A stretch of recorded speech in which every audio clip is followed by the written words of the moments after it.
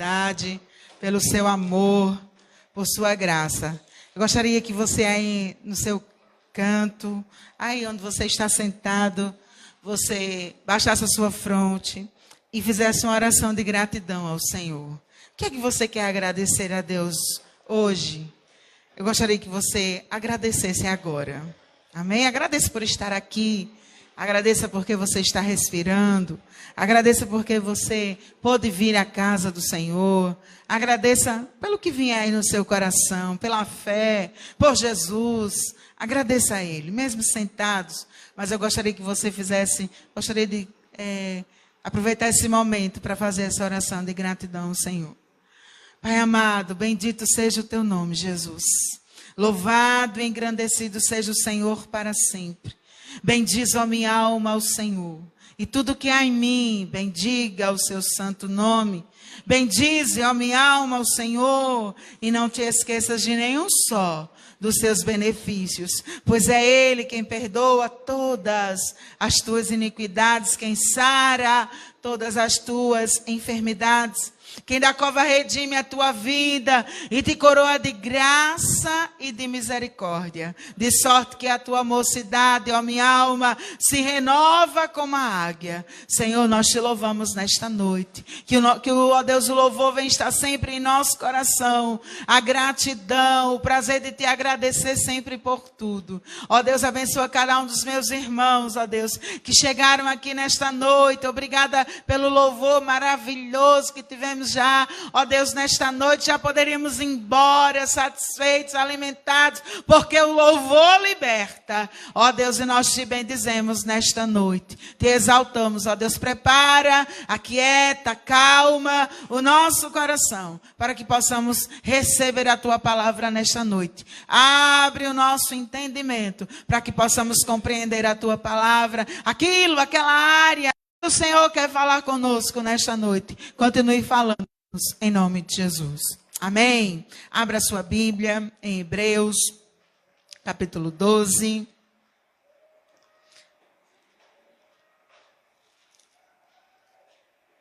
Pode ficar sentados mesmo, mas com reverência à palavra do Senhor, porque a palavra de Deus, ela é poderosa, a palavra de Deus é para ser reverenciada, respeitada. A palavra do Senhor é maravilhosa. Hebreus, capítulo 12. Amém? Tem alguma misericórdia aí? Todos acharam? Amém? Hebreus capítulo 12, diz assim a palavra do Senhor.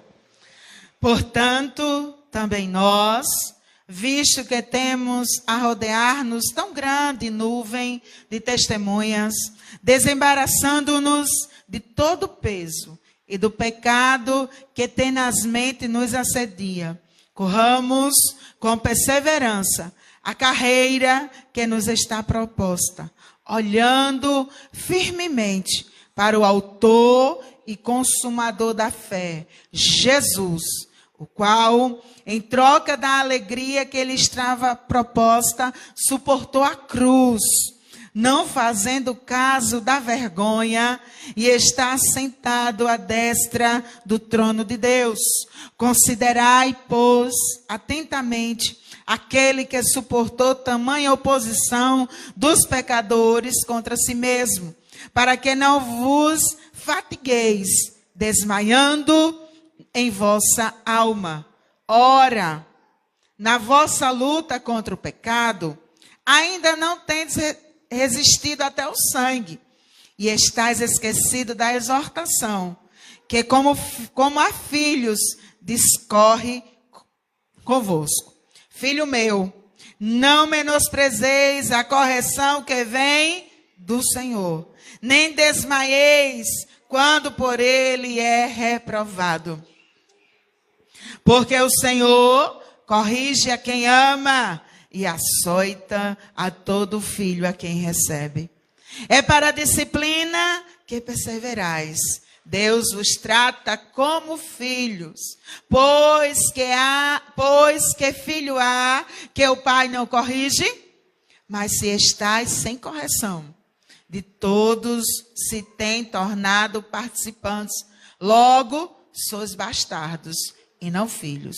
Além disso, tínhamos os nossos pais segundo a carne, que nos corrigiam e os respeitávamos, não havendo de estar em muito maior submissão ao Pai espiritual, e então viveremos, pois ele nos corrigiam por pouco tempo, segundo melhor lhes parecia.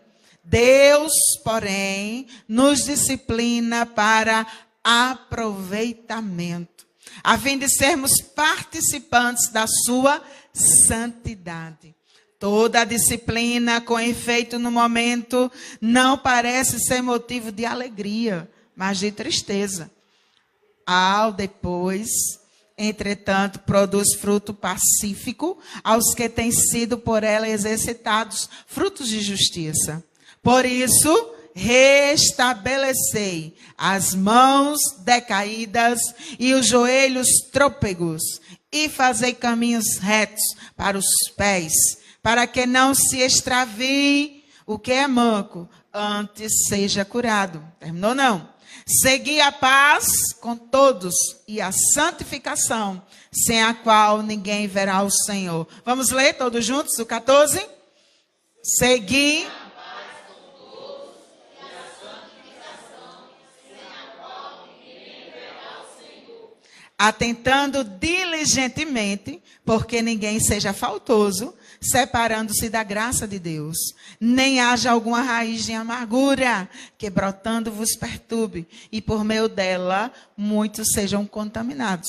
Nem haja algum impuro ou profano, como foi Esaú, o qual por um repasto, vendeu, ou por um momento, vendeu o seu direito de primogenitura. Pois sabeis também que posteriormente, querendo herdar a bênção, foi rejeitado, pois não achou lugar de arrependimento, embora com lágrimas o tivesse buscado. O título dessa mensagem, esse texto, ele tem tocado meu coração. Eu durmo e acordo com ele na mente. Seguir a paz com todos e a santificação, sem a qual ninguém verá o Senhor. A primeira parte que diz, portanto, também, visto que tenhamos a rodear uma grande nuvem de testemunha, corramos com perseverança a carreira que nos está proposta, olhando firmemente para o autor e consumador da nossa fé. E essa palavra o Senhor tem ministrado ao meu coração esses dias, e já faz dias, e o Senhor com certeza vai ministrar também o seu coração nesta noite, ou já ministrou, né? Porque a palavra, à medida que ela é lida, o Senhor já vai falando conosco a partir da leitura. A corrida da fé. Para quem gosta de ler a Bíblia ou de ouvir, se não tiver muita paciência, dá sono, eu já dei a dica. Bota em áudio. Escolhe lá uma voz bem agradável. Aproveita quando está fazendo alguma coisa. Porque tem algumas pessoas que dizem, mas quando eu estou lendo a Bíblia me dá um sono. Aí eu aproveito quando estou lavando os pratos, porque eu tenho que estar lavando o prato em pé. Aí eu boto a caixinha lá e boto a Bíblia, escolho uma voz e fica lá a palavra sendo lida, sendo falada. E aí se alguma coisa me chama a atenção, eu boto pausa, aí boto de novo, escuto de novo, aí eu enxugo as mãos, espera aí, deixa eu ver numa versão mais clara, e aí eu, para entender aquele verso da palavra do Senhor, não tem desculpa hoje para não ler a Bíblia, porque a Bíblia, ela tem várias versões, para a criança, para o adolescente, para o jovem. Missionária, eu leio umas palavras tão complicadas. É verdade, é por causa da riqueza do nosso português. Português, ele é muito rico, ele é muito amplo. Aí, além do português, ainda tem o grego, que a Bíblia foi escrita, né, pastor? Aí tem umas palavras que a gente tem que ler, e aí no grego, e nós não precisa ter conhecimento do grego. É só você pegar numa versão, linguagem de hoje, nova versão internacional, uma versão atualizada, que eu tenho certeza que você vai compreender a palavra do Senhor. A palavra do Senhor, eu tenho iniciado com os juniores na quinta-feira, para as crianças maiores que têm vindo, sobre a Bíblia Sagrada, sobre a importância da Bíblia Sagrada, que nós chamamos, os cristãos, de a Bíblia da nossa regra de fé e prática. É a Bíblia que nos corrige, é a Bíblia que nos mostra o caminho, é a Bíblia que nos orienta, porque eu acho, não, foi um sonho que eu tive. Não vá por emoções. O que é que a Bíblia diz a respeito disso? Como é que a Bíblia trata sobre isso? E aí, ensinando a Bíblia ao meu filho menor, ele é mais questionador e ele é mais preguiçoso. E tem dia que ele não quer ler a Bíblia. E aí eu procuro uma versão bem fácil e pego só um verso. E aí começo a conversar com ele e tal. E aí ele vai entendendo a palavra do Senhor. Não tem desculpa. E aí, para quem gosta de ler a Bíblia, que já leu a Bíblia uma vez na vida, não vai entender. Mas para quem gosta de ler a Bíblia, como todos que estão aqui nesta noite, são alguns visitantes que não têm ainda costume de ler a Bíblia. Se você for ler as cartas de Paulo, ele vai falar muito sobre essa questão, tratando a vida cristã como o crente, como um atleta.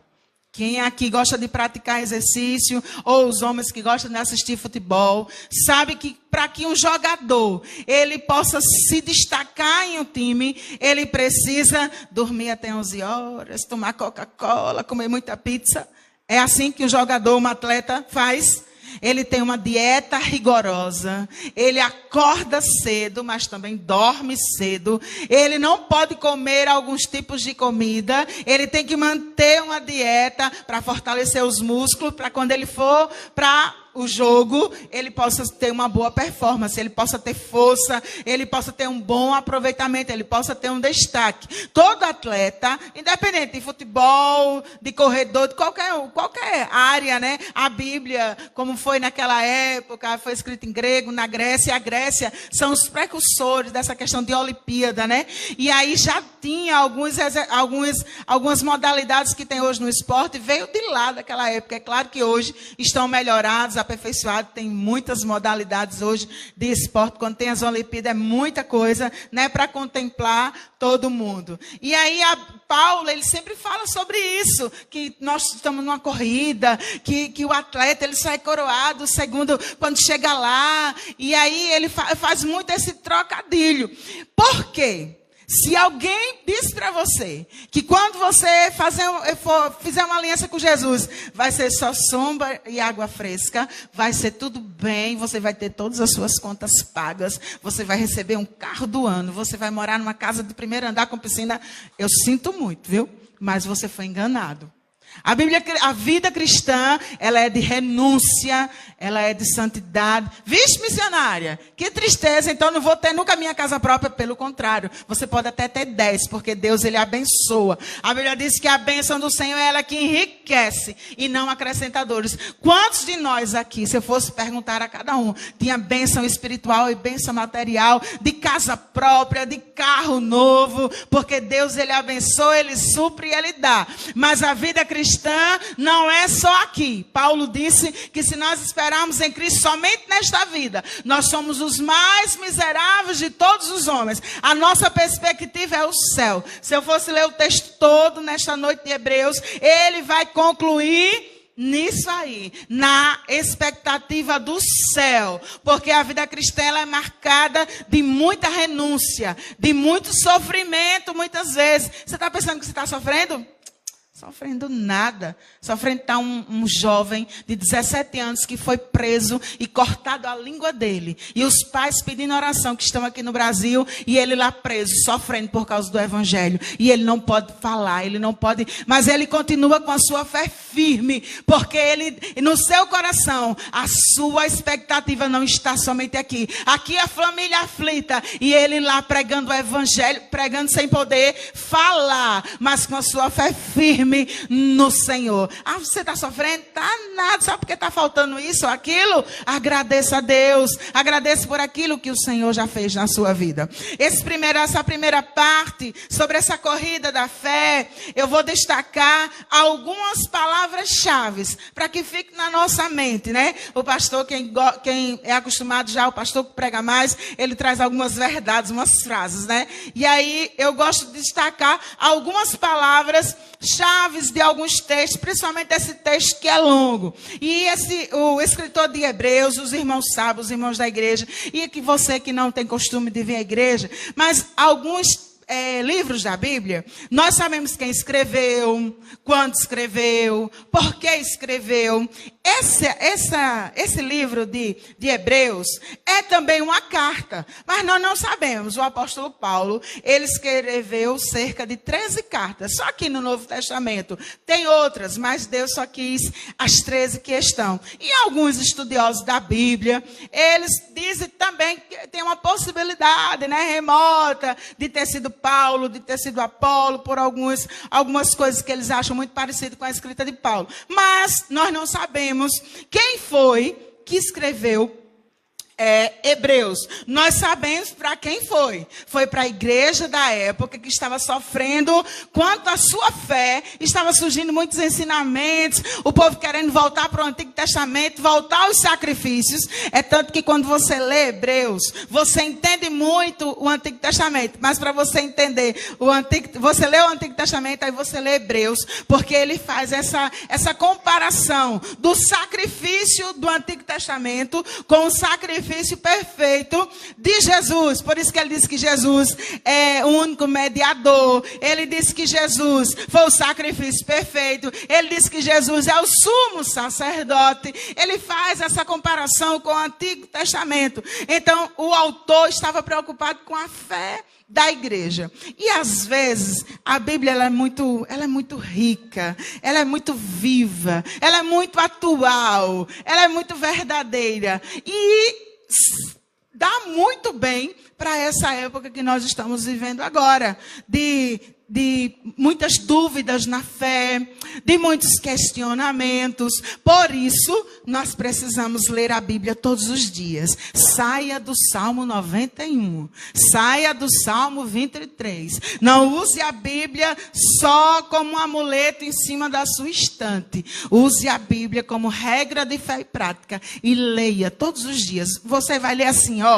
o que é que Deus quer falar comigo hoje? Quer falar para eu ser mais santo, mais obediente, fechar a minha boca, louvar, adorar? O que é que o Senhor quer me falar hoje? Sobre o perdão, sobre misericórdia, sobre cuidar de alguém. A Bíblia tem conselho para a mulher, para o marido, para a criança, para o servo, para o empresário, para todo mundo. A Bíblia tem conselhos, verdades que nós precisamos praticar. E aqui nesse texto, a primeira palavra-chave é a primeira na minha versão. Minha Bíblia, ela é a versão, deixa eu só conferir aqui, atualizada. Deixa eu ver. Na primeira folha da sua Bíblia, você vê a versão da sua Bíblia. A minha é revista e atualizada. A primeira palavra da minha Bíblia, na versão revista e atualizada, no capítulo 12 de Hebreus, é a primeira palavra-chave dessa mensagem nesta noite. Portanto. Também nós, visto que temos a rodear-nos tão grande nuvem de testemunhas, quem são essas testemunhas? Leia o capítulo 11 e você vai ver a história de homens e mulheres que sofreram por causa do Evangelho ou foram marcados pelo impacto do Evangelho, mas perseveraram na fé. E você é chamado de... Tem algumas Bíblias que colocam o tema, né? O título em cima e bota a cadeia dos heróis da fé. Fala de Moisés, fala de Elias, fala de Abraão, fala de algumas mulheres, fala das muralhas de Jericó. E aí, quando chega no verso 12, ele diz, portanto, também nós, visto que temos a rodear-nos tão grande nuvem de testemunhas, esses que passaram por esse sofrimento todo. E nós, muitas vezes, não queremos passar por sofrimentos nenhum. Eles, como esse jovem que está preso por causa do Evangelho, tem muitos. Se eu for lembrar aqui para você, são muitas histórias de pessoas que estão sofrendo, de mulheres que estão com o seu marido preso. Lá aonde, missionária? Aqui no Brasil? Não. Aqui no Brasil não. Fora do Brasil. Nos países perseguidos, nos países que não podem pregar o evangelho. Mas eles vão para lá por amor ao evangelho. E eles vão sabendo que eles podem morrer, que eles podem ser presos. E eles estão lá pregando o evangelho. E nós precisamos orar por essas pessoas. Mas a Bíblia fala dessa cadeia desses heróis da fé. Onde eles sofreram por causa do evangelho. E aí, o convite para nós é para que nós possamos também correr, porque outros já correram. O evangelho não é parado, o evangelho não é desanimado, o evangelho não é mesmice, o evangelho é novidade de vida. Mas para permanecer no evangelho tem que ser um atleta. Atleta onde, missionário? Na academia todo dia não. Um atleta na fé. A sua fé precisa estar fortalecida todos os dias. Mas você não pode ser... Caminhando eu vou para Canaã, eu vou chegar lá, pastor, eu tenho fé. Você tem que ter força e correndo com fé. Eu vou chegar, caminhando eu vou para Canaã. Estou sofrendo aqui, é uma dor, é enfermidade, é luta, é perca, mas você está caminhando para Canaã. Você tem uma esperança, você tem uma expectativa de um Deus que está com você na dor, que está com você no sofrimento, que está com você na escassez, que está com você na crise. E muito mais a esperança de vida eterna, de saber que um dia você vai morar com Ele. Essa é a fé que todo servo de Deus tem, que ele não só espera em Deus aqui, neste mundo, está muito além, porque se esperarmos em Deus só aqui, de vida boa aqui, de muita saúde aqui, de prosperidade aqui, está muito fraca a nossa fé. A nossa esperança é que nessa terra nós somos peregrinos e estamos passando. O Senhor nos dá, o Senhor nos abençoa, tem me abençoado muito, tem abençoado os irmãos muito, mas nós sabemos que a nossa expectativa, que a nossa esperança é o poder um dia encontrar com Ele. Quando chegar naquelas mansões celestiais, ouvimos o bem-vindo, vinde a mim, sentai aqui à minha direita, aos que venceram, lembram de Apocalipse? Aos que venceram, ao que venceram, ao que vencer. Todo mundo que vence é porque passa por uma guerra. Todo mundo que vence é porque passa por uma luta. Todo corredor, todo vencedor, ele passou por alguma coisa. O que foi que você passou? Ou o que é que você tem passado? Mas corra com fé. Corra com esperança. Corra com convicção que Ele está com você, correndo do seu lado. Como aquela história daquele homem, quando estava na praia andando, quando ele olhou, ele disse, só tem 2 pegadas. Senhor, na hora que eu mais precisei, o Senhor me abandonou. Ele disse, não, na hora que você mais precisou, eu te coloquei no colo. E quantas vezes o nosso Deus tem nos levado no colo, porque falta força, porque falta ânimo. Mas eu quero dizer para você nesta noite, corra, corra. Quando a gente corre é porque a gente está com força. Alguns andam, quando a gente está caminhando aí na avenida, uns andam mais devagar, outros andam mais acelerado, e os mais fortes, como meu filho, ele corre, né? Mas na vida cristã, você é convidado também para correr, para sair desse marasmo, para sair desse desânimo, para sair dessa depressão que lhe cerca. Corra com perseverança, porque a recompensa é grande, é maior. O tema dessa mensagem, a corrida da fé. Por que você vai correr? Porque muitos já correram por você. Muitos já correram e você também precisa correr. É a sua fé, é a sua esperança, é a sua vida. E você precisa correr. Correr com paciência, correr com perseverança, correr com coragem, com força no Deus que pode todas as coisas. Outra palavra nesta noite é o verso 3, na minha versão também. Eu não sei se tem aí na sua versão. Na minha versão, considerai. Nessa corrida da vida, corrida da fé, vão surgir muitos obstáculos. E um corredor, falando de um atleta, do atletismo, daquelas pessoas que correm, eu não sei se vocês já assistiram, eu assisto, porque eu gosto de assistir até Fórmula 1, tá? Que é um esporte que muitas pessoas nem entendem, mas de vez em quando eu assisto lá, entendo e tal. E para um corredor, ele tem que estar com a roupa adequada. Ele não vai correr de vestido, não vai correr de salto alto, ele não vai correr muitas vezes com o cabelo solto. O corredor, ele tem o quê? Uma roupa adequada, né? Um tênis adequado, ele tem uma roupa leve, ele se prepara. Vão surgir muitos obstáculos, mas eu quero dizer para que nessa corrida da fé, o seu treinador é Jesus Cristo. E é Ele que está ali, vai, você vai conseguir, vai, já viram, teve um filme que marcou muito uma época aí, Gigantes da Fé, né? O treinador ali motivando aqueles jogadores, e eu não sei se você já passou por isso, já treinou, e tinha alguém ali, vai, você vai conseguir, tente de novo,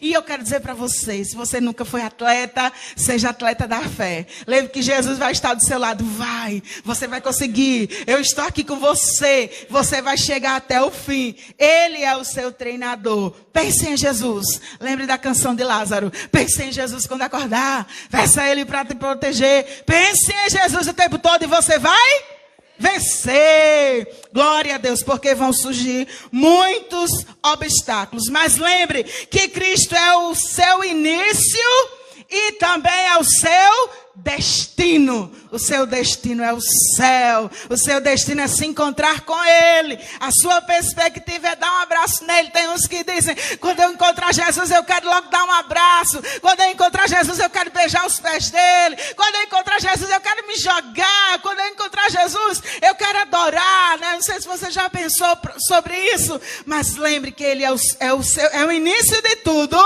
Lembra do texto de Apocalipse, quando ele disse que eu sou o alfa e o ômega. Eu sou o começo e também sou o fim. E se for falar no brasileiro, ele é o A e ele é o Z. Ele é o começo e é o fim. É o iniciador e também é o nosso destino. E a exigência dele, como treinador dessa corrida, é a fé, é a perseverança, é a paciência, sabendo que ele está conosco em todo o tempo. Nessa corrida, tem outra palavra aqui, outra palavra-chave. A primeira, portanto, a segunda, considerai, tem mais uma palavra, disciplina. Verso 6. Na minha versão, começa no 6, 7, 8, falando sobre a disciplina. Não irei destrinchar, essa palavra disciplinar, ela é muito rica, ela é muito ampla. Ela fala sobre a questão de obediência, de que o pai, eu nunca vi, às vezes a gente fica até com vontade. Eu já ouvi alguns irmãos falarem, até o meu esposo uma vez falar sobre isso. Né? Estava em um lugar e o filho fez ali uma criança, fez ali como é que a gente fala? Como? Ele fez uma birra, né? E aí ele disse que ficou se segurando. Ele disse, se eu fosse o pai desse menino. Mas não cabe a nós, porque não é nosso filho. Quem é que nós corrige? Quem é que nós... Português é esse, hein? Quem é que nós corrigimos? Olha, está gravando. Quem é que nós ensinamos? A quem é que a gente quer mostrar o caminho? A quem é que a gente quer que acerte? A quem é que a gente quer que chegue? Que seja uma pessoa bem-sucedida? É o nosso filho. O filho dos outros, às vezes, até dá vontade. Meu Deus, lá na escola, então, Jesus, se fosse meu filho, ia dizer que uma mãe chegar para nós e dizer que uma criança de 12 anos, ela não consegue dominar. Pense, irmão Carlos, dá vontade de dar uma surra na mãe. Não é no filho, não. Né? Então, o filho, o pai que ama, a mãe, se for carreira solo, que ama. E os dois... tem que disciplinar. Mas eu não estou falando de bater, não. Apenas. Estou falando de exortar, de mostrar o caminho. Não pense que a disciplina, ou quando a Bíblia fala de disciplina, a Bíblia não está falando de cacete, não. A Bíblia está dizendo de exortar, de ensinar, de orientar. E Deus faz isso conosco. Deus faz isso conosco. E uma coisa para nós pensarmos, se você tem criado, só uma aplicação para nós, o seu filho sem disciplina, você está errado. Reveja aí, você precisa ensinar, você precisa orientar. Você é responsável por ele. E a Bíblia fala que Deus, Ele que os pais, faz essa comparação, né? Que o pai, ele disciplina o filho a quem ama, e fala que Deus também nos disciplina como servos dele. Se nós estamos sem disciplinas como servos, como filhos de Deus, então ele não está nos considerando como filhos. Nós somos bastardos. Mas se Deus está te disciplinando, te mostrando o caminho, ou às vezes até permitindo algumas coisas para que você, opa, aqui eu tenho que acertar. É porque ele te ama, é porque ele quer seu bem. Eu nunca vi um pai, pode até ter existido, né? Porque teve alguns pais, algumas histórias que a gente escuta de pais que exageraram no açoite, né? Na disciplina, quando se fala de bater, de corrigir, que era muito isso, mas é porque ele quer que o filho acerte. Ele quer que o filho obedeça, seja uma pessoa boa. Eu conto essa história para os meus alunos, quando eu falo sobre obediência. E aí, um dia, meu tio combinou para ir todo mundo para a praia. Nós éramos criança, era ele que tinha carro, só que era uma pampinha, sabe aquele carro que tem a parte pequena, tem a parte atrás, e aquele monte de gente ali, alguns dentro, e um monte de criança, adulto em cima. E aí, pai, olha, eu vou também, pai. Eu disse, vai não. Que eu era muito escandalosa. E chorei, esperneei, e fiquei chateada, e fiquei com raiva do meu pai, porque ele não me deixou ir àquele passeio. Eu adoro o mar, né? No bom sentido, tá? Adoro só a Deus, é claro. Mas eu gosto demais de caminhar na praia. Desde criança, fui criada, né? Indo para a praia e tomando muito banho. Sou apaixonada. E mais menino, quando o pai me disse não, me quebrou todinha. E eu fiquei com muita raiva do meu pai, muito chateada. Mas graças a Deus, né? Que a criança, no instante, passa raiva. E fiquei sem entender, porque meu pai sempre deixava. E naquele dia ele disse não. E eu vi o não. A disciplina, ela dói na hora. E foi o não. Irmãos, naquela viagem, aconteceu um acidente.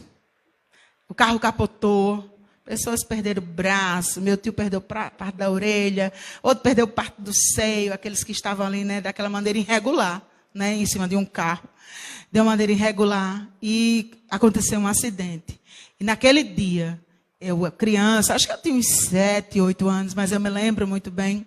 E naquele dia, eu aprendi o valor da obediência. E todas as vezes que meu pai dizia não, era não. Com manhã, eu ficava, manhã, deixa, não tem isso, né? E ela dizia, não é não. E ela, durona, não abria mão.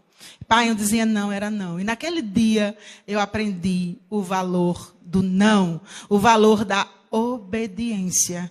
Eu poderia, sei lá, ter barganhado, ter chorado um pouquinho mais. Imagina aí se eu não tivesse obedecido ao meu pai e tivesse ido aquele passeio e teria sofrido um acidente. Naquele dia, eu aprendi o que era obedecer, né? Então, meu pai estava prevendo alguma coisa, não sei. Mas Deus me livrou e usou para também eu não sofrer aquele acidente. Então, o pai, mesmo por mais, né, ignorante, por mais que não tenha muito entendimento naquela hora, mas todos os pais, na sua sanidade, na sua sã consciência, ele quer o bem do filho. E Deus, muito mais, que é perfeito, ele sempre quer o nosso bem. Se você está sendo corrigido, admoestado pelo Senhor, o Senhor está chamando a sua atenção, é porque ele quer que você acerte, é porque ele quer que você seja um servo melhor.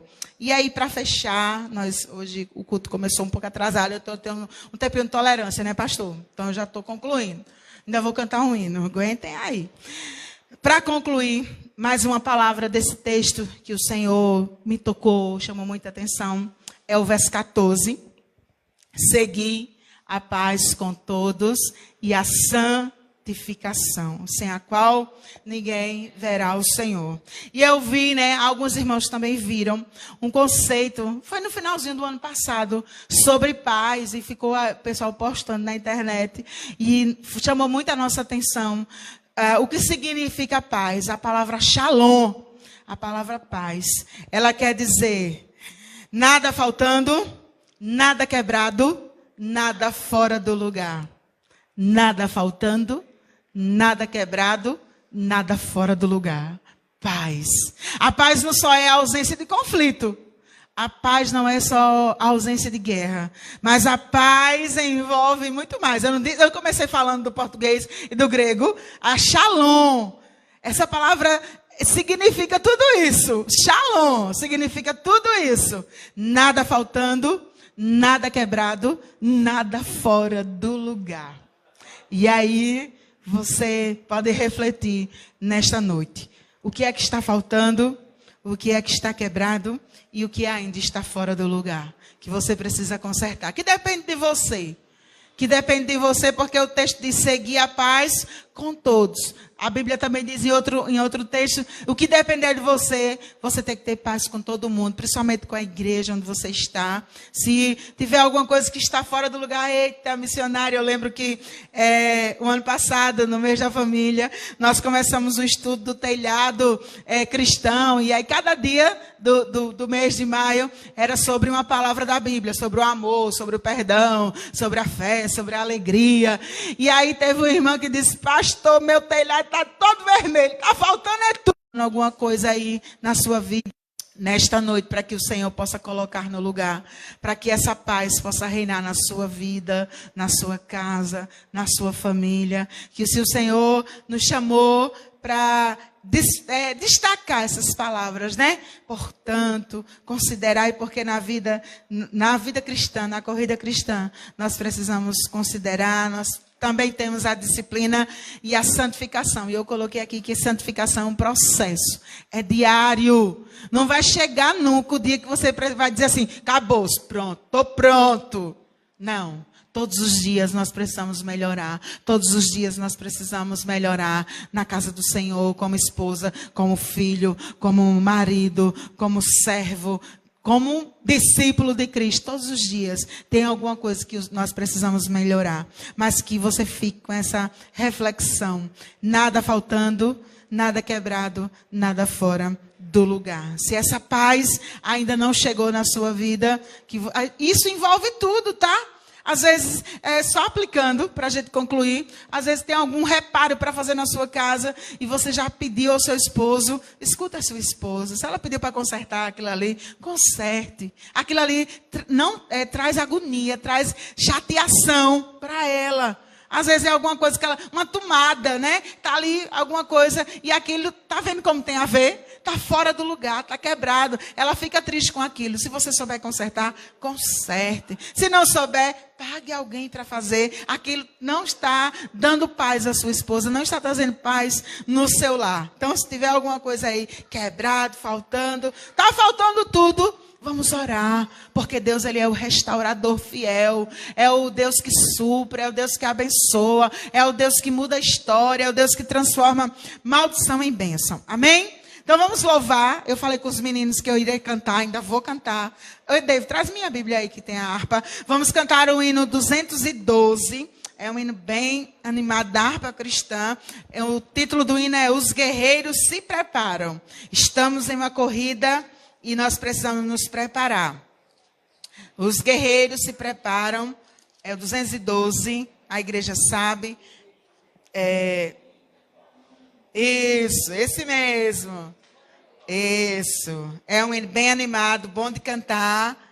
Nós iremos louvar nesta noite. Trouxe a sua harpa, se não trouxe, abra aí no seu aplicativo de harpa, que eu acredito que tem no seu celular, e louve ao Senhor conosco. Vem, Su, cantar comigo? Vem, tu sabe, não sabe?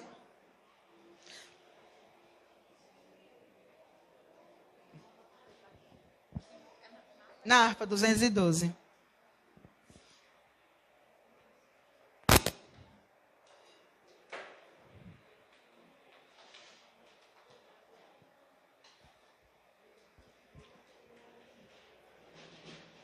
Tem tudo a ver com a palavra nesta noite.